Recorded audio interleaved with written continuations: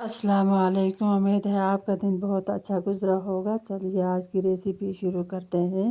تو سب سے پہلے ہم نے ایک کڑھائی لی اور اس میں ہم ڈالیں گے مسٹرڈ آئل اور اس کو اچھی طرح سے گرم کر لیں گے، اور آپ ڈالیں گے بیگن کو بھی ہم تیل میں اچھی طرح سے مکس کر لیں گے اور ساتھ ہی میں اس کو کریں گے فرائی۔ تو آپ ڈالیں گے ہم 1 چمچ نمک کی اور اس کو بھی مکس کر لیں گے۔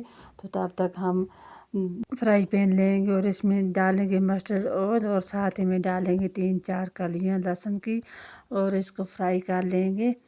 لہسن فرائی ہو گیا ہے، اب ہم ڈالیں گے اس میں ٹماٹر کا پیسٹ اور اس کو بھی اچھی طرح سے مکس کر لیں گے اور بالکل اچھی طرح سے فرائی کریں گے۔ اور آپ ڈالیں گے مسالے، ہلدی 1 چمچ، مرچ 1 چمچ اور اس کو بھی مکس کر لیں گے اچھی طرح سے۔ اس کا ٹماٹر کا سمیل ختم ہو جائے، یہ بالکل اچھی سے تیار ہو گیا ہے۔ تو آپ چیک کرتے ہیں بیگن بھی فرائی ہو کے پک چکے ہیں۔ آپ ساتھ ہی میں ڈالیں گے ہم ٹماٹر کا پیسٹ ڈال کے ہم اس کو اچھی طرح سے مکس کر لیں گے۔ اب 2-3 منٹ اس کو ایسے فرائی کریں گے اور بعد میں ڈالیں گے ہم تھوڑا سا پانی کو بھی بیگن کو پانی میں اچھی طرح سے مکس کر لیں گے اور 3-4 منٹ ہم اس کو پکائیں گے۔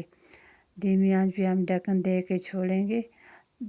یہ بیگن اور ٹماٹر پک کے تیار ہو گئے ہیں۔ آپ ڈالیں گے ہم اس میں چاپ کیا ہوا دھنیا، تو دھنیا ڈال کے ہم 2 منٹ ایسے ہی چھوڑیں گے۔ یہ بالکل ہمارے ٹماٹر بیگن پک کے تیار ہو گئے ہیں۔ ویڈیو کو لائک اور شیئر کریں، کمنٹ کرنا نہ بھولیں۔ اللہ حافظ۔